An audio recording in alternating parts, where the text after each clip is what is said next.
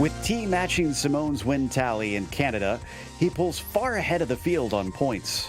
But this afternoon marks the halfway point of the season. While all races pay the same amount, continuing to lengthen his gap to his competitors will surely set the tone for the latter half. Let's see what today holds in store as we get ready to watch round 6 of the Lotus 79 Sunday Grand Prix Series. And you'll see it all live here on the Global SimRacing Channel. Hi, I'm Joe Peak, and with me in the booth is Peter Mackay. Behind the scenes is our director, Ryan Bauer, and he's using cameras provided by Dougie Beard. Laguna Seca is being heralded by the drivers as a perfect match for this car. Let's head to our track guide to see why.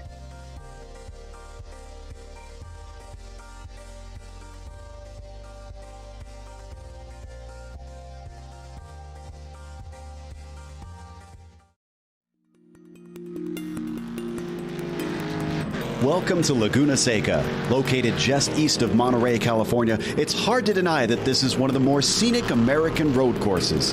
It travels up and down a hillside which not only offers spectacular views, but one of racing's most iconic corners.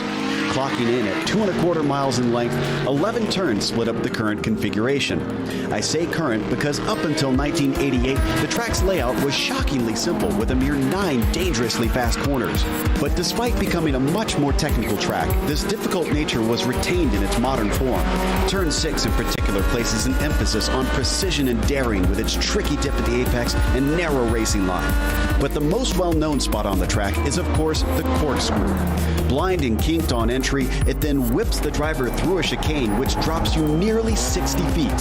It's earned a reputation worldwide for forcing even the most daring competitors to second-guess themselves.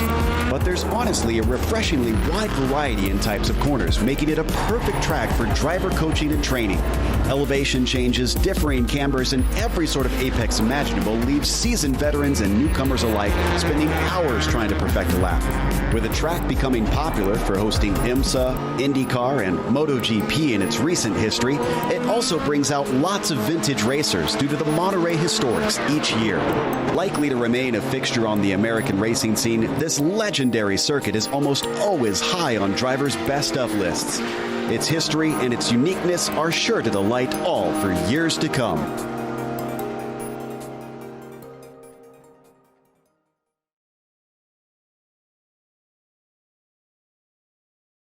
Well, Peter, this is not how this track was back in 1978, but I honestly still think it feels very appropriate.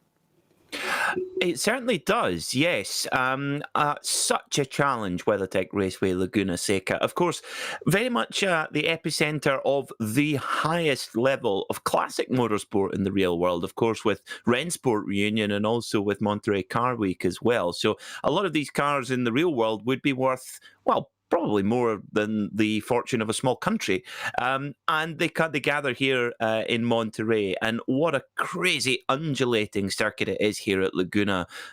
Overtaking opportunities are few and far between. Turn 1 is a very important opportunity. You've got a bit of a braking zone to kind of stuff it up the inside. And after that, especially in these high downforce cars, it can be a little bit follow the leader. The big danger point is, of course, always the corkscrew. And in fact, the corner leading up to the corkscrew, turn number 6 onto the Rahal straight. Very easy to get it wrong there. Although we have the 18 top drivers on the iRacing service in this car racing, do expect attrition to maybe be a bit higher than normal.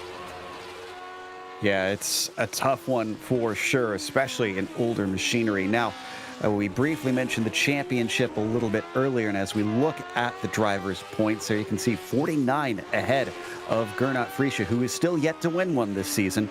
Tomas Simon has 2 wins, the same as Andy T. Severi Seppa is currently 82 points behind Andy T with Andreas Henkel, getting to 0 last week and dropping well behind into 5th. What about the team standings, Peter? So at the moment, well, it's all good news for Parmalat Racing Team Brabham, Bernie and Gordon Murray's lot, leading by 32 points at the moment from Scuderia Ferrari. Martini Racing Team Lotus are shaking and stirring in 3rd right now, with Al Bilad Saudia Racing Team Williams in 4th, and rounding out your top 5, Marlboro Team McLaren. Not quite smoking the field just yet. And of course, for today's race details, we are in round 6 out of 12, 34 laps that they're going to be running out here today. It is an open setup series, but the drivers are quite free with sharing those with anybody that comes in and wants to learn. And they have an incident limit in this series. 17 will get you a drive-through. 25 will actually give you a disqualification. It is punishing as this track is, there are a few places where you can run wide and get those 1Xs, so they do have to be safe out here. But right now, Tomasz Simon currently has the edge over Andy T, and it's by less than a tenth of a second.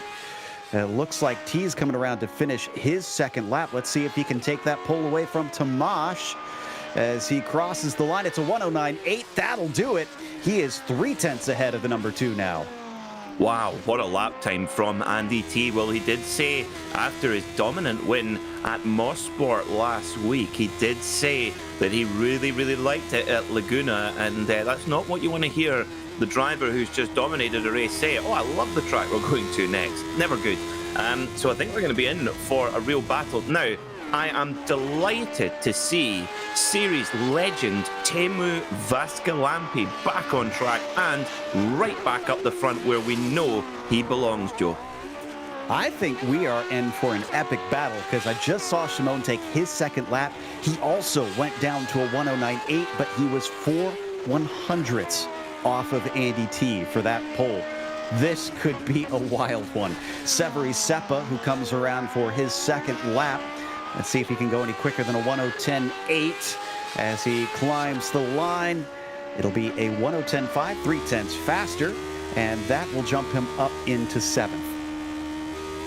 Riding on board on the helmet cam of Michael de Turk here, just showing you how fast it is on the final section here at Laguna Seca in these ground effect Formula One cars. The first car to use the technology in the series, and to say it caught the F1 world by surprise would be an understatement.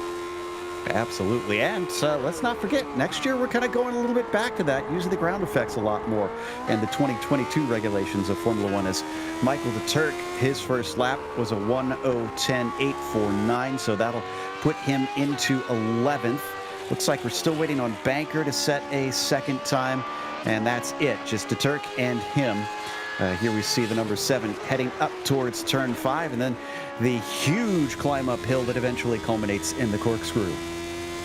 Do you think those ground effects might help the rookie this year who's struggling a little bit? I think just a bit, probably. And some stabilizer. Yeah, as Michael de Turk plunges across the crest of the corkscrew. Oh, and that's not going to be a completed lap. That one is done. So he comes to a halt, and Banker just finished his second lap, but unfortunately looks like he also had an off. So that will complete our qualifying for the day, as all 19 drivers have wrapped that one up. That gives us our starting grid. So at the top of the order, it is going to be Andy T with Tomasz Simon very close behind. Teemu Vaskilampi returns with a great time of a great position of 3rd. Jukka Tolinen will be P4. That is actually quite high up for him, and he tends to like low downforce. Let's see how it works at a track like this. Nicola Cocci will start in 5th. Martin Granberg outside of him in P6. Then it's Alessandro Parigi in P7, followed by Severi Seppa in 8th. Gernot Frische, unusually low, in P9. He'll be followed by Andreas Henkel. Starting on the 6th row today here for this Grand Prix at Laguna Seca will be Michael de Turk alongside Dennis Shanning. Row 7 will be Peter Konecki and Christophe Dubois, with Timothy Reed and Errol Karoglu rounding out your 8th row. And your last few runners today, a smaller split, Pablo Suarez, Barry West and Daniel Banca. As the drivers have all wrapped up and we see the temperatures, it's quite cool for California, to be honest. 66 Fahrenheit on the track itself with 64 Fahrenheit in the air, but it is early in the morning out here in the desert at only 8 a.m. virtual standard time, 19 Celsius for those wondering on the metric side of things. And Just letting the last few 15 seconds tick down here today. We were talking about it. This is a narrow track here, Peter. I'm wondering if this qualifying will wind up being a big decider. It's always important at Laguna Seca, whether it be on 2 wheels or 4, that front row is almost as critical as somewhere like Monaco, actually. You really are relying on mistakes from the drivers. However, I'll caveat that with the fact that, of course, Thomas Simone and Andy T so close together on lap time, and they're really fighting tooth and nail for this championship, which is really starting to rumble into life in the mid part of this season. And Thomas Simone, he's got a score to settle. He's been the undisputed champ for most of 2021, and Andy T has come in the second season of the year and really shaken up the order. So if there is a position to go through, you know that these guys are going to try and find it. And T has said he's been putting the work in. He really wants this one. And right now, he's going to be starting from the most advantageous position. However, the first corner is known for a little bit of problems here at Laguna Seca, or at least the first braking zone, I should say, down into the Andretti hairpin, officially turn number 2. But drivers going from a standing start, this could be a wild one down into there as we wait for the last couple to sign up and get themselves onto the grid. Looks like we've now got our front row completed as Simone is out there as well, and that's everybody. So the engines start to rev as the lights come up and the green flag is out as they accelerate away. Fourth place did not get a good start. That's Tolanen, and he is already being overtaken on the inside by Nicola Cochi. Otherwise, top 3 are pretty single file. Deep braking for Simone as they all funnel down into the double apex hairpin. So far, so good. It looks like we got a clean start.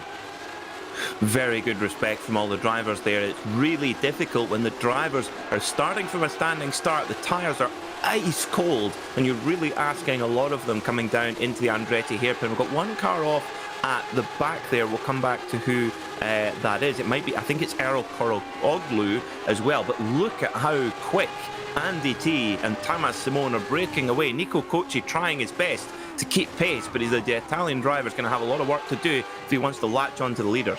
Oh my goodness, Tolanen's been in quite a fight. Vascaloppi managed to sneak by side in turn 6, and now look at Parigi come up the inside of him through the corkscrew. They managed to get through their side by side. Both of those very risky moves at the start of a race. Yep, I think the drivers know that this is a good opportunity, and whoa, who is that around the outside? It's Parigi. Wow. Is it Parigi? Alessandro Parigi, what is it? Yes. Tolanen and Granberg went off the track. That's what happened. They got slowed up coming off of Rainy Curve, and Parigi said, okay, there's an opening, I'll take it. And he's up ahead for the time being, but deep into the Andretti hairpin. Tolanen tries to come back at him to take 5th place back. He keeps the overlap coming into turn 3 as the battle continues. Oh, but he's just a little too timid into the corner as P5 goes to Alessandro. Alessandro Parigi, what have you had for breakfast this morning? My goodness me, what a move coming down from the Rainy Curve. Wow, what a move. That's my move of the day already. Jukka Tolanen, the Angry Birds helmet there is very distinctive indeed. No Oskari Rinna this week, who runs the Andre Lotterer tribute helmet. Although I would imagine Oskari is maybe either having a sleep or drowning his sorrows, because unfortunately his Core Sim Racing team crashed out early of the Nürburgring 24 hours here on iRacing. There was a little clip there at the corkscrew. Who was that? That was Hankel. Yeah, Hankel, I think, got involved. He sent it in a little too deep on Granberg. If we can get a replay of this, he did a good job keeping this from becoming a much worse problem. He's in a battle right now, so as we... looks like that settles out. So here's the replay, and I'm not sure if he just was not anticipating the checkup in front of him, or if this was a legitimate move. This is so difficult in here, going in when it's so busy at the start. Oh, it just loses it on the brakes a little bit there. There's Andreas Henkel in the number 9 Parmalat car. Of course, they're the team championship leaders at the moment, and just looked like he just pinched a little bit too much brake pressure, and he locked up, and he was He was a bowling ball. Fell down to 15th, unfortunately, so he's got to set the pins back up and try again as we ride on board on only lap 3. Seems like drivers know the difficulty in passing as they've already been making some ambitious attempts. Meanwhile, this man has not had to pass anybody. Andy T leads the way, but Tomas Simon has kept it within half a second. They've stretched it over third about 2 seconds down to Nicola Cocci, and it's starting to look like a two-horse race. Now, we talked about how much practice Andy T has been putting in, really putting in the mileage to get to grips with the car. Of course, championship leader really paying off. Tomas Simon, I did my usual snooping in the previous session 2 hours ago, and Tomas Simon asked his colleagues and peers within the Lotus 79 community, how does the car behave in turn 1 and 2 at the race start? I guess that gives you an insight into the level of practice Tomas has done and how raw natural talent he actually is. Well, right now, that raw talent is serving him well as he keeps it now within 0.3 of a second. Gained a little bit in that half a lap up the hill, trying to follow within the wake of that black number 3, but can't get within striking distance, at least for now. It's early in the race at this stage, so anything could happen. We're jumping back now to Tolanen, who's been in a lot of the action that we've been witnessing, yet has only lost 2 spots in all of that melee. And right now he's trying to get one of them back as Parisi in front of him seems to be plugging him up a bit. So you can see Jukka Tolanen just trying to keep those inputs on the wheel nice and tidy, nice and gentle. This car, it's like a live cougar. If you just go up to it gently and say hello and and announce your presence, it might not kill you. But if you're just that slightly little bit too sudden, it will kill you. I've seen a full-grown mountain lion before, and I don't think I'd even want to attempt to approach it, to be honest. Well, that's what you need. You need a Tomas Simon. I bet you he could. I bet he's got that delicate touch. He'd be like the Finnish cougar whisperer. Oh, that could be something quite different. Oh dear. Yeah. Moving on. Michael DeTurk currently chasing down Martin Granberg at this moment. Granberg, who we saw involved in that incident with Hankel briefly, but came away from it, has now got another one trying to go on the attack, but DeTurk is slow coming out of turn 6, so now he has to face backwards because Gernot Frisch is down 1 position from his start into 10th. He stays in line, though, down the corkscrew. Yep, kind of one line all down the corkscrew and into Rainy Curve, and you really feel the aerodynamics there as the speed builds down to the Rainy Curve in the final 2 corners. But Tomas Simon trying to use there is a little bit of draft there. From between him and Andy T in front. Not really enough to make a move, but Tomas Simon is asking all the questions he needs to of Andy T right now. This will not be comfortable for Andy T with Tomas Simon climbing all over the back of his rear diffuser. And this is kind of what you need to do at Laguna. It's not all about dive bombing everywhere like it is at other tracks sometimes. This is more about making your presence as loud and as known as possible, and hopefully your opponent will make the mistake rather than you. You're right, he is just right underneath that rear wing. Don't need to go to it, but I can report we had an incident between Konecki and I've already lost who the second one was. I believe it might have been Granberg even, as 2 drivers came together, unfortunately, in this very corner, but they've gotten going much closer this time. It was Timothy Reed, by the way, was the other driver. Tomas Simon has the slipstream with a little bit of damage on the left front, but it doesn't seem to be hurting him too much. He's going to try around the outside and send it in deep down into the hairpin. As they come around, he's able to hold on, at least for the most part, but then the car slides and he falls back. Oh, a mistake from Andy T, and Tomas Simon takes his opportunity and snatches the lead here on lap 7 of the Lotus 79 Sunday Grand Prix Series. Goodness me, what a move there from Tomas Simon. That was just a small mistake from Andy T, but you don't need to give Tomas Simon much of an opportunity because he will just blast right through a replay, Joe. As soon as he found a crack in the wall, he just barged through. This is impressive. Gave one try here. This must have put Andy T off a bit, because he held him off at this stage, didn't have the overlap. You can see the slide, and then T just way off the apex, and as soon as he spotted that, he stuck it inside, completed it through turn 4, and now the number 2 is on the top. Well, now we'll see how it's going to pan out. Will Andy T be able to return the favour and climb all over the gearbox? Look at that, on board with Andy T, the top. Now, does that mean that he flies forward, let's get to the top of the pack? I presume so. We must ask him. The crazy thing is I didn't know that was on his cockpit when I said that Simone was on the top. So, as they now come out of turn 4, they have actually lost a little bit of time to Kochi with that little battling that they did. So it's gone down to 1.7 seconds. They can't fool around too much here, Peter.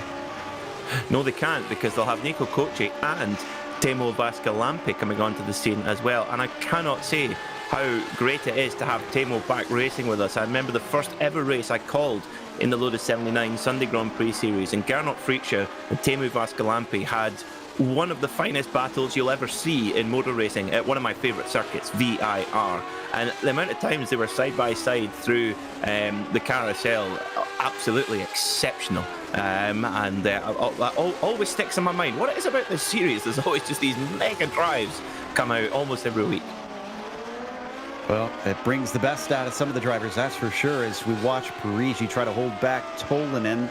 I asked whether or not his penchant for low downforce would help him today, and so far the answer doesn't seem to be a resounding yes. He's going to try and put one up the inside down to the Andretti hairpin. Doesn't quite pan out. Severi Seppa watching from behind, starting to make this a 3-car train.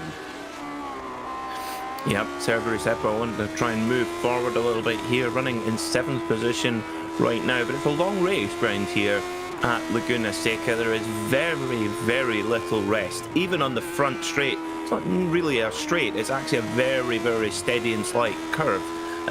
So even then, you're still having to input the steering wheel. You certainly can't take an eye off the ball. And that corner there, turn 6 onto the Rahal straight, you're absolutely blind on the entry, and you're thinking, oh, well, I'll take a guess. Yeah, I think the wheel goes there. Oh, that's good. I got away with it this time. And you've got to do that 34 times without making a mistake. One driver that unfortunately took his eye off the ball was Michael de Turk through turn 4. Let's see if we can get a replay. He did a good job of reeling it back in, though, but he lost his spot from his error, and that meant Gernot Fritzsche did get back into P9. Here's the incident. You can see, is already in a fight here with Granberg as Granberg goes defensive. I did not know that this was happening before this all erupted. And this was where he took it a little too hot. Oh. Well held, because the car can easily snap back at you and you're straight into the wall there. That's very common at turn 4 here at Laguna Seca. So let's see how it happened. Did he just clip the little turtle curb on the inside? I think he did. I love turtles, hate turtle curbs. How could you take such a lovely, sweet animal and ruin it with these horrible, Have you never seen snapping turtles? Well, but I'm sure they're doing it for a reason. Anyways, we continue to watch Simone, who's actually pulled ahead by 1.8 seconds. Now, did T have an issue? I'm looking through. I'm not seeing anything drastic, so Simone seems to just really have the legs today. Now, since this isn't much of a battle, I wonder if we could jump back to P8, because Martin Granberg is a little bit of a stopper in things, as Gernot Fritzsche is now taken over where de Turk fell off and is trying to attack as well.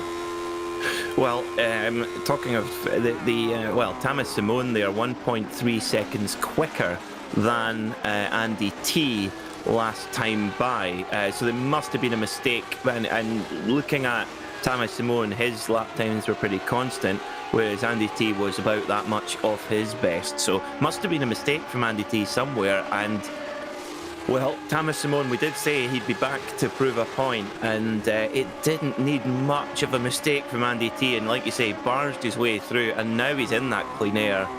Oh, it's going to be hard for Andy T to catch Thomas Simone. However, mistakes come, they come and they go. Thomas Simone, it's going to be a long 23 laps without making a mistake. Yeah, so that happened right before I went over and checked on him. That's why I didn't see it in the timing and scoring with T as we watch from on board. Vascalampi still trying to chase a podium with Kochi right in front. He's got a good run. It looks like he could have an attempt if he wants it, but he's going to have to go the long way around. Sends it in deep. This has worked for some drivers, but not for others, and it's not going to work this time for the Finn. Nico Kochi said, "This is not my first rodeo, Timo. I've seen that one before." It is quite a common move, though, at turn 1 and 2, the Andretti hairpin. If you go round the outside, you think, what are you doing that for? And then, of course, it switches back to a right-hander, and then all of a sudden you've got the inside line. So it can be done, and Timo Vascalampi just taking the temperature a little bit. Now, as you can see, Nico Kochi does have what looks like a deformed front wing, which maybe hints at some damage. And here goes Vascalampi. Oh, that's bold. That's bold. Very bold. Oh.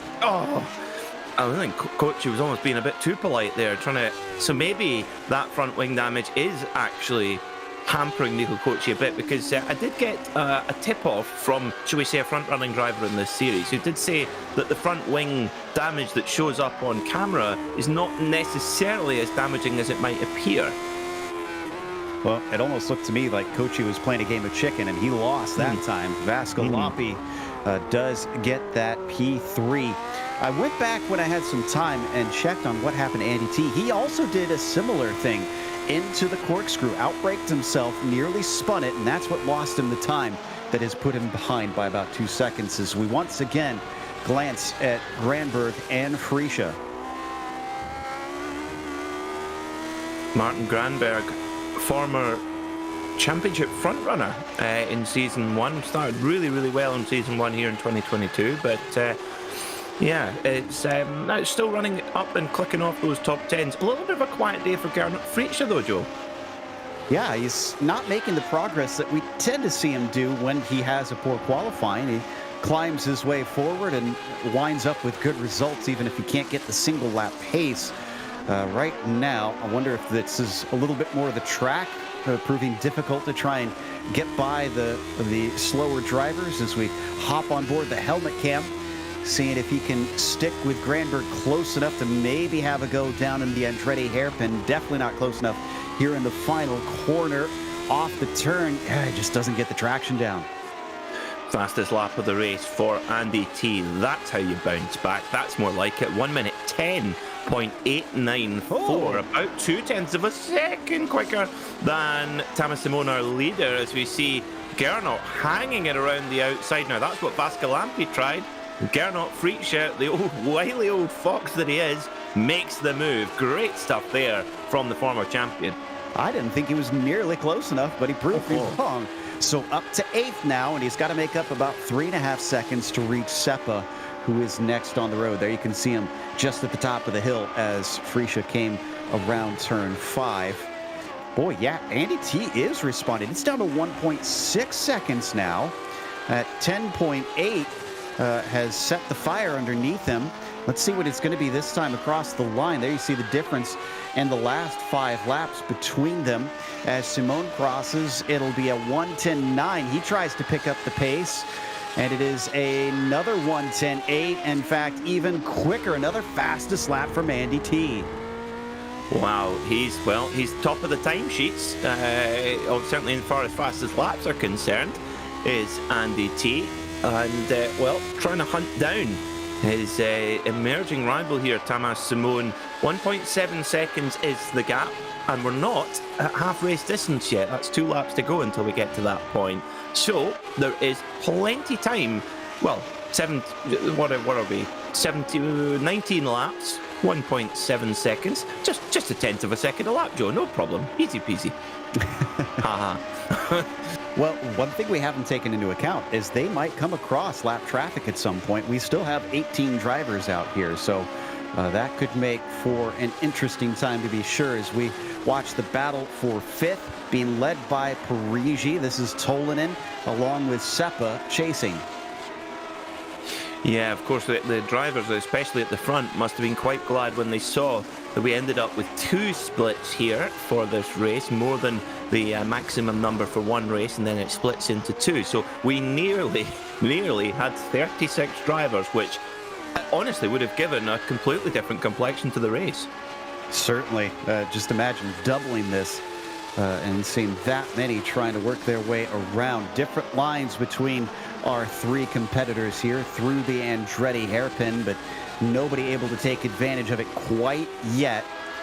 Now, is it just me, or are they gaining a bit on Kochi? Let me check the times here, because Kochi is suddenly within the camera shot. There he is right there. So I think that damage at the front of Nico Kochi's car on the wing, that is real damage. That's definitely damage that's causing him problems, yeah. Prix is on the way. Mr. Round the outside it, Rainey, very impressive indeed. Mr. Wayne Rainey would very much approve of that move. Dear me, it would be a good place to go sledging if it actually snowed in California. Well, certainly at this part of California. I was going to say, some parts, you know, you can get up. There's plenty of ski resorts. Our very own Sean Crackers Ambos, he's in California and it snows beside him, doesn't it? Yeah, it looks like I'm looking at Kochi's time. Must have happened somewhere around lap 9 or 10, because he went from an 11.5 to a 12.2 and hasn't really been able to recover since then. As farther back, I had seen this battle before. It was certainly looking exciting. It's still that way. This is Suarez in 15th with Banker and Koroglu just behind him.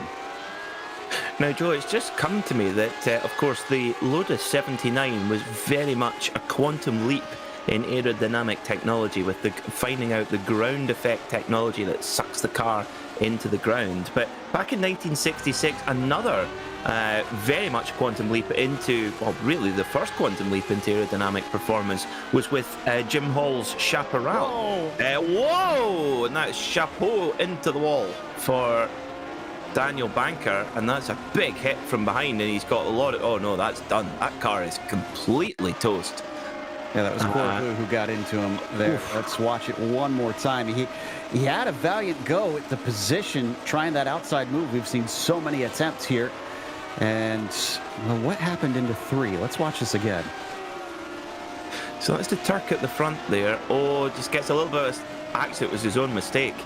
Yeah. He was gone anyway, and then it just got a little bit of a helping hand from behind, from the car behind, which was, I think as you rightly say, Koroglu, who didn't really have anywhere to go. But yes, the Chaparral, the first real proper race car with real aerodynamics, which rudimentary would be an improvement. It was like sticking a garden fence on the top of the car, but it did have aero, proper aero, and it worked in the Can-Am series, and then of course opened up Pandora's box of dollars. No doubt about that. Yeah. Speak on the attractiveness of the car, though, as we continue to watch this. Or, I mean, an automatic gearbox. I mean, come on. I mean, just a slushy box of misery. As we now hop on board with Tolvanen, 3/10 behind Alessandro Parigi. Up 2 spots from where he started in this race, so still a net gain for the Italian, as that Angry Birds clad Finn tries to get the launch off of the final corner. And you saw up at the top of your screen that Shimon said another fastest lap. It's gone back up to 2.1 seconds between our leaders. It's ebbing and flowing. At that rate, T is not likely to be able to catch him. But it ain't over till it's over. Nope, as we've seen, it's very, very easy to make a mistake here at Laguna Seca. You just look at, by nature of the circuit, you've got to use every last millimetre on entry and exit of each corner. And the thing is, it's not gloss. Gernot Fritzsche, now, if that didn't look much on camera, I can assure you that was massive. That was just one big constant slide. That's a man who knows this car inside out. I mean, I would think that you'd need to after multiple championships. And this is interesting because they've caught Seppa, but he's brought along Brandberg and De Turk with him, which surprises me. I would have thought that he would have dropped them. And I didn't think that the slipstream was powerful enough that you could really ride the toe of a faster car. But, I mean, so far it's working out for the 5 and the 7. So far it is. Severi Seppa leading this little miniature pack right now. Seppa in 7th, Fritsch 8th, Granberg in 9th, and Michael de Turk rounding out the top 10. Of course, Michael, one of the very much active members of the Lotus 79 Grand Prix community. And if you're an iRacing user and you're watching this broadcast and you're thinking, I've tried this car, but it scares the living daylights out of me, I feel your pain. But go on to the iRacing forums, and Michael and a few of the other top runners in the Lotus 79 Sunday Grand Prix Series share the setups, and I can assure you a good setup on this car transforms it and turns it into a much more enjoyable thing. So do check it out, get a proper setup in, run some laps, and come and join us here in the Sunday Grand Prix Series. If you've got an iRacing account and you own this car, come along and have a race with us on GSRC, and if you qualify for the top split, you'll have Joe Peak and I commentating on your efforts. Hopefully they'll be good. I was going to say, talking smack about them, maybe? No. We've switched up to Kochi once again with Parisian Tolanen giving chase still. Now, Andy T set another fastest lap of the race, and I bring him up as let's keep the cameras here because not only do they share setups, but T actually recently wrote a very in-depth how to drive the car thread. I mean, incredibly in-depth from the beginner all the way up to the experienced driver. And if there's somebody that is qualified to speak to how to drive this car, I'd say it's our championship leader. Indeed, it's and you know what? If Andy T has to settle for second place here, he still will leave Laguna Seca with a pretty handsome championship lead. It's Thomas Simone who has the work to do. That's a good point. Now, the drop weeks will help him later in the season when they start taking those into account as well. Kochi taking it right to the edge of turn 10 and somehow not losing the car with a wheel off into the dirt.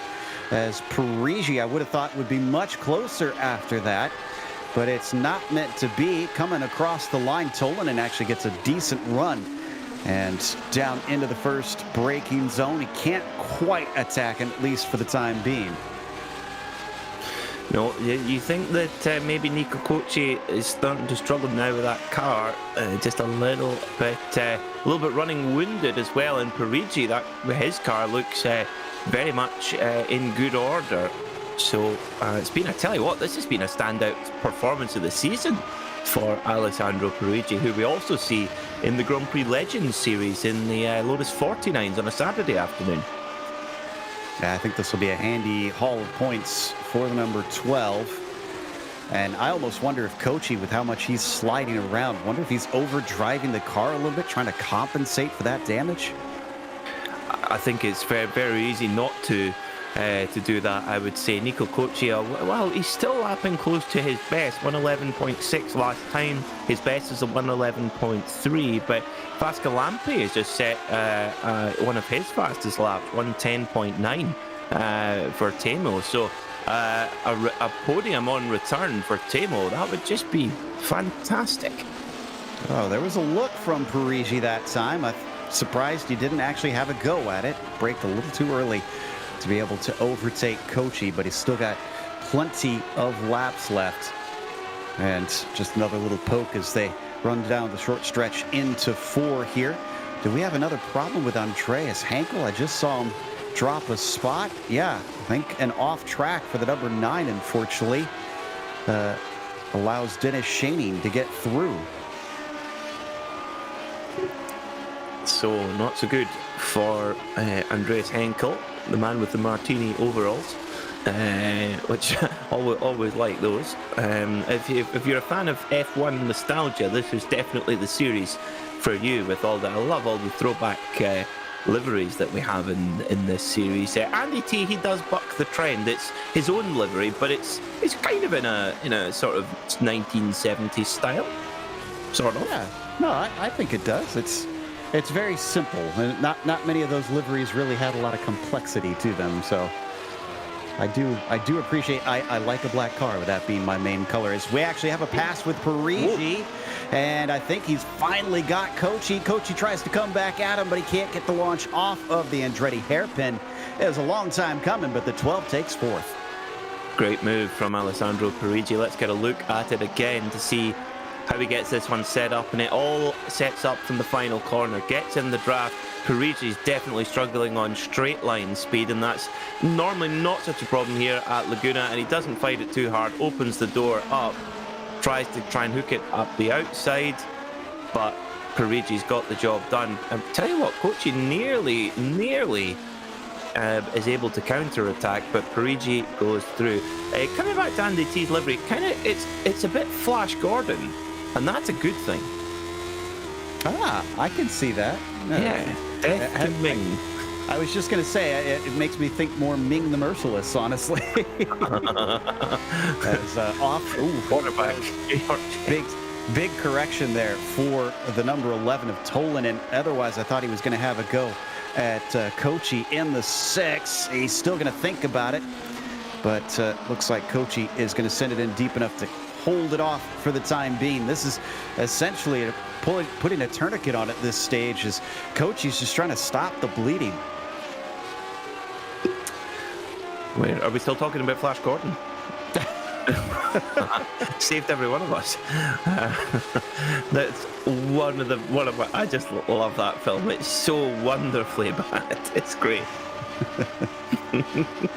Well, Kochi's going to hope that he doesn't have a wonderfully bad race here, because the number 6 is losing ground on the Rahal straight up to the corkscrew, but Tolanen isn't willing to risk it into the corkscrew this time by. But look at him close down through rainy curve, and a big bobble off of that second apex from Nicola Kochi. And once again, riding in the wake of the car ahead, Yuka can't hold on. And like you mentioned, Joe, Yuka Tolanen loves a low downforce car, a slightly loose car. Not so good in the corners, but that might give him just enough squirt to make a move on Nico Kochi here into turn 1 and 2. Andretti hairpin. Nope.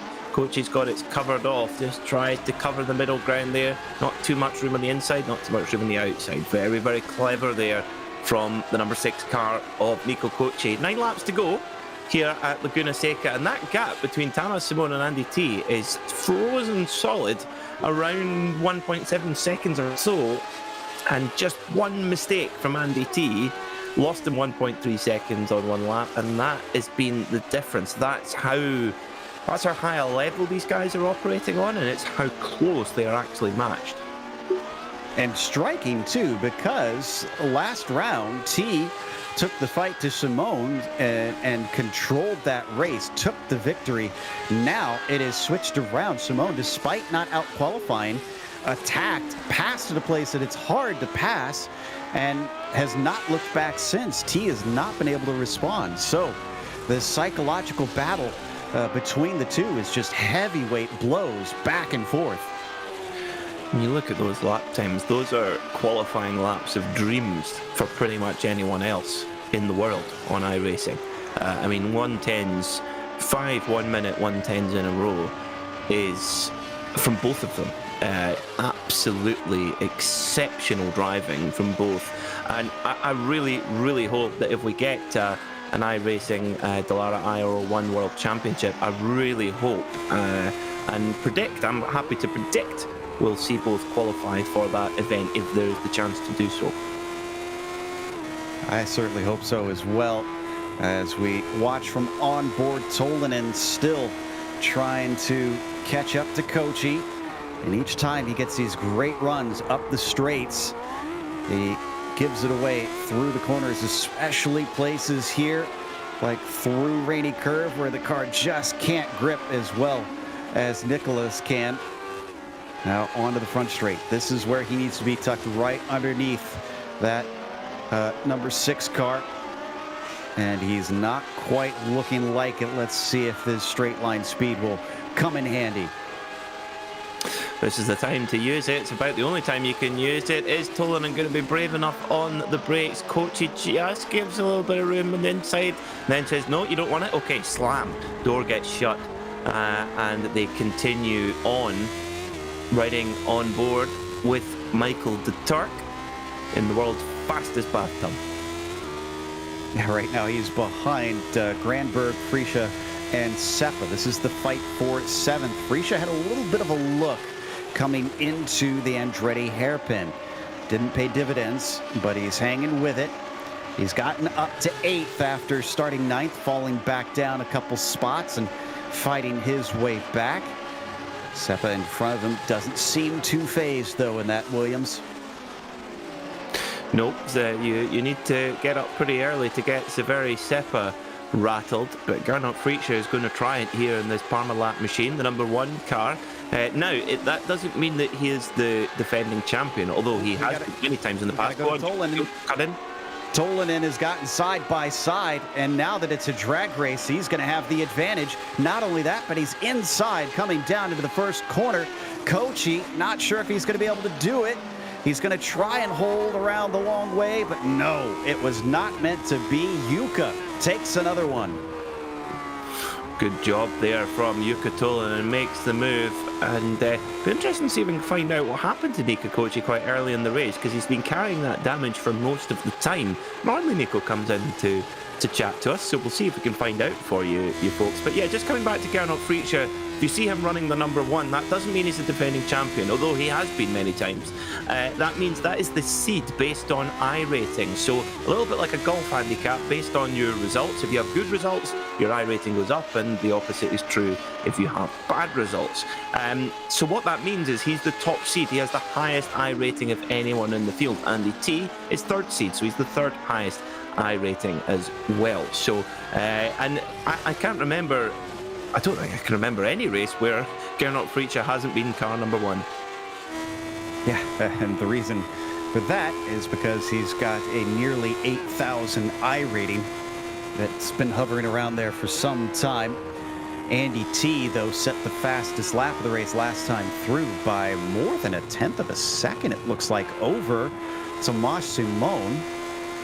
Now they're really hitting the traffic, though. They had to go by Koroglu. And I wonder if that may have checked up Simone a little bit. I think that cost both of them. Could be. Could certainly be. Riding on board with Andy T. And you can see the number 80 on the top there. It's kind of like an 8-ball sort of helmet design there, but with a 0 obviously on the end.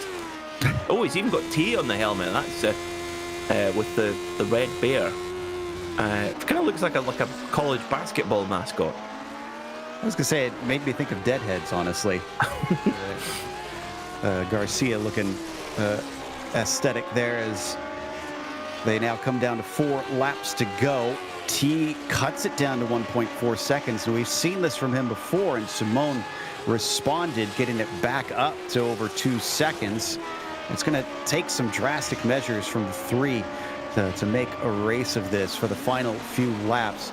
They are coming up on a little bit more traffic. Pablo Suarez is next. He might be the last one that they overtake as we once again return our attention to Seppa and Friscia, who have dropped Granberg by a few more tenths, splitting up into 2 pairs instead.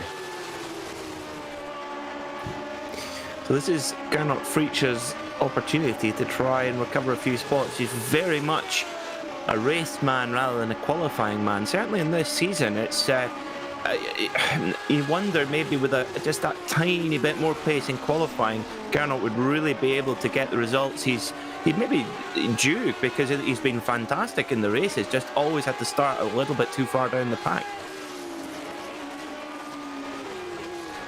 As they weave their way through the final few corners and around to take the 3 to go. Great job by Seppa in this, even though he has been caught by Friscia, to not let it shake him enough to make mistakes. Almost looks like the Turk might have a shot here, but no, he's a little too far back on Martin Granberg into the Andretti hairpin for the time being. So a lot of battles just kind of bubbling and brewing here in the mid-pack, looking like they could explode at any moment. Yeah, they are bubbling under the surface, aren't they? Michael de Turk now up to 9th position, so progressed 1 place since we last saw him in the car. In front, Martin Granberg. Rear wing looks a little bit or maybe it's just there's a little bit of deformation on the rear wing, so there's obviously been some sort of contact to the back of Martin Granberg's car, and that's not what you need, because that is hugely important to the grip delivered by the aerodynamics, and you can just see that the corner speed advantage that Michael de Turk has as well. So this is maybe more of a matter of when rather than if he will get past. Things are getting very tight there for a moment. Another update, and our savvy-eyed viewers may have noticed, Kochi's no longer up towards the front. He had a mistake coming out of Rainy Curve, spun and fell to 10th. That kind of promoted a lot of drivers here up a few spots. Whoa, Andy T is pushing nearly off the course there, coming through turn 6.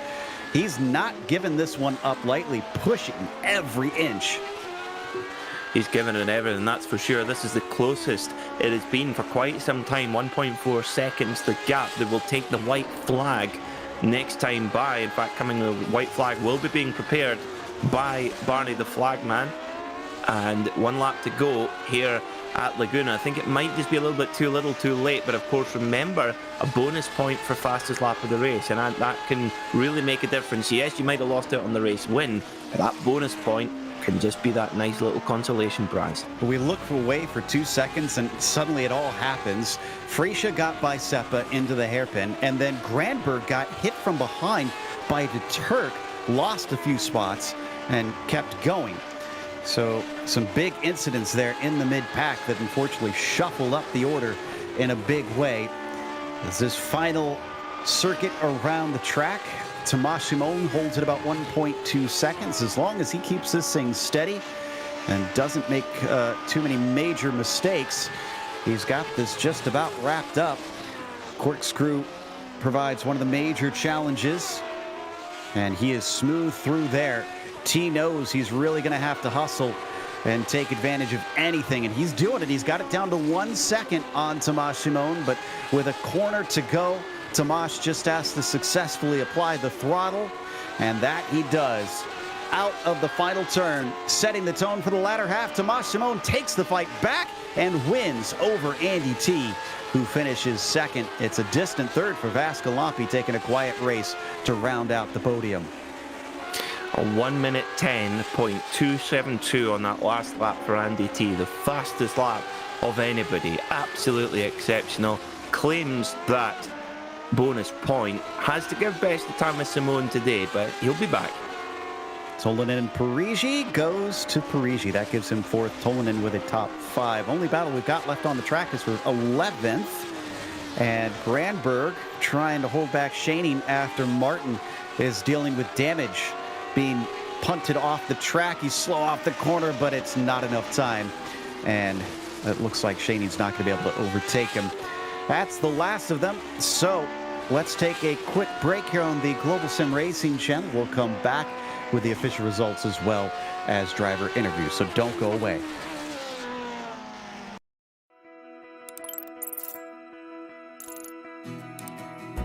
iRacing is a sim racing game that combines a true-to-life racing experience with an online community of virtual racers from all around the globe. iRacing offers a multitude of officially licensed cars and tracks, laser scanned with millimeter accuracy. Their car models and mechanical systems are based on real-world physics, engineered in cooperation with manufacturers and race teams. Their skill license system ranges from rookie to pro, ensuring members are always pitted against those with similar skill sets.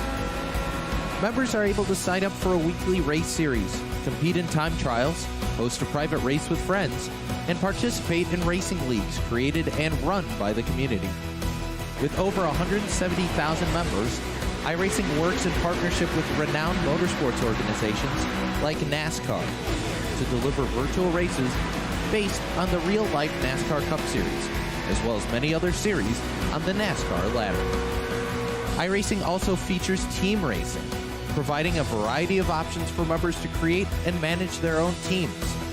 race with friends or real-world teammates in full-length endurance events like the 24 Hours of Daytona, Spa 24, or the Bathurst 12-Hour. Additional partners include IMSA, World of Outlaws, Supercars, and IndyCar, allowing members to race in their very own Indianapolis 500, Bathurst 1000, Chili Bowl, and many more iconic events.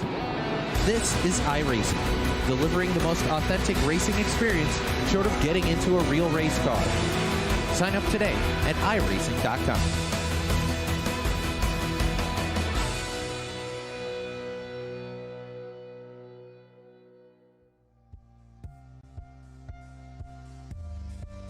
Welcome back to Laguna Seca. We just watched round 6, and we are officially halfway through the season here in the Lotus 79 Sunday Grand Prix Series.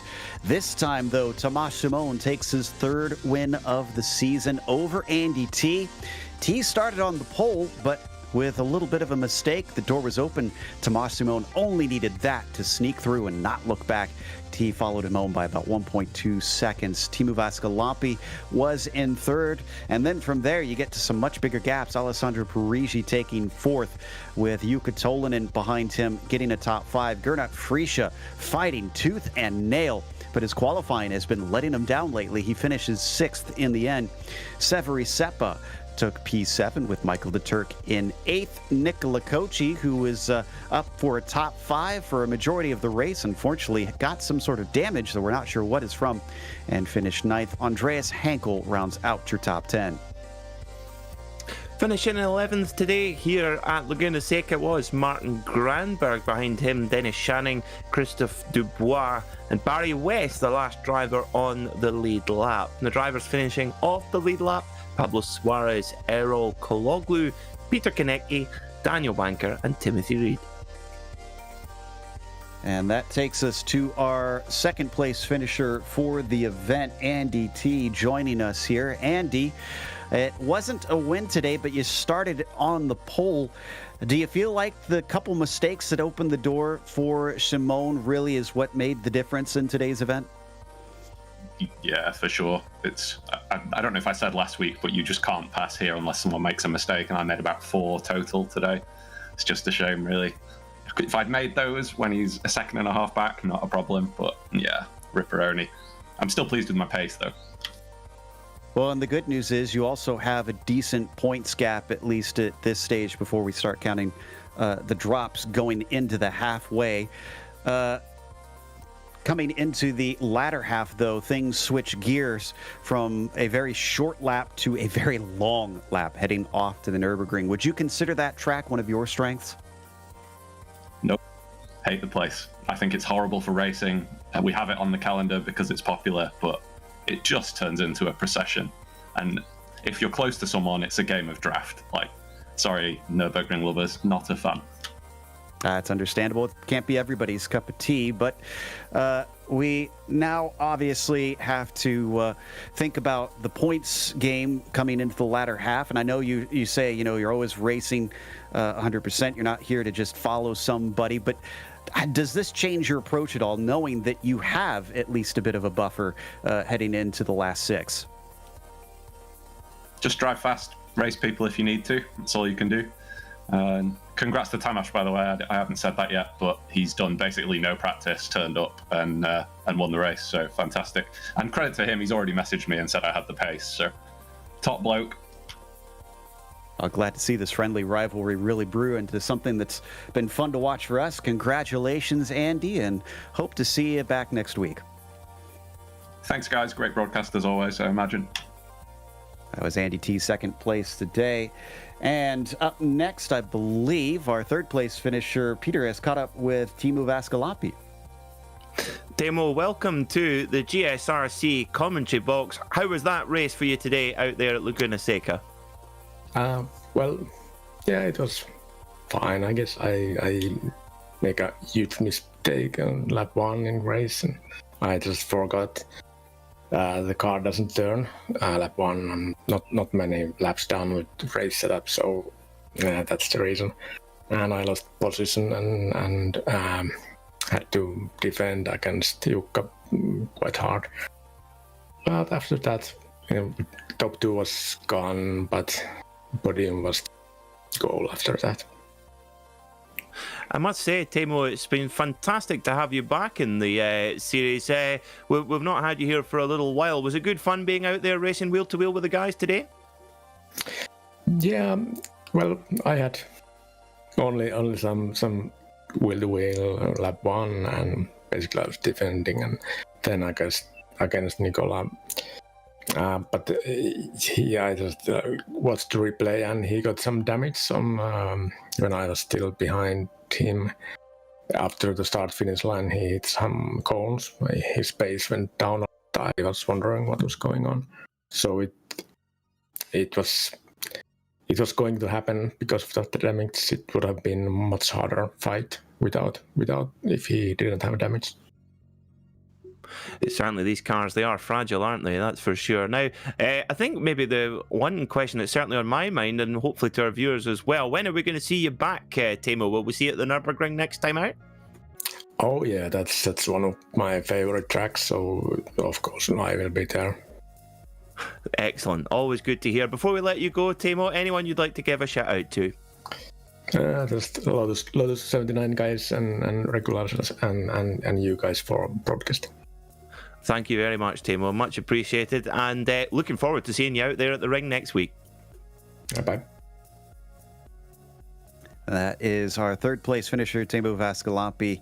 And we'll wrap up our interview. So, of course, we want to give a big thank you to the Lotus 79 community for bringing us back for another season of coverage. As well, we want to thank the companies that provide the software and the hardware for our broadcast listed here on your screen. Additional thanks go to June Lalonde, who provides our wonderful music. See the screen for how to get a hold of more of her great work. And thanks to the team today, Peter, Ryan, and Dougie. If you'd like to find out more about GSRC, including upcoming races, you can find it at globalsimracingchannel.com or simply check out our social media through the outlets listed at the bottom of the screen. If you'd like to support the channel, check out our merchandise store at simracingmerch.com/GSRC. We got a link in the description below. Don't forget to subscribe to our YouTube channel as well so you don't miss a moment here on GSRC, because next week we're coming back for the Nürburgring. It's the combined course, extra long. That'll be Sunday, May 2nd at 12:30 p.m. Eastern. We also have upcoming races for other series listed on the screen, so check those out and mark them down on your calendar, including just about a half hour's time. The Absolute Beginners League goes to Mid-Ohio at 2 p.m. Eastern. Until next time, race clean, race hard. We'll see you on the track.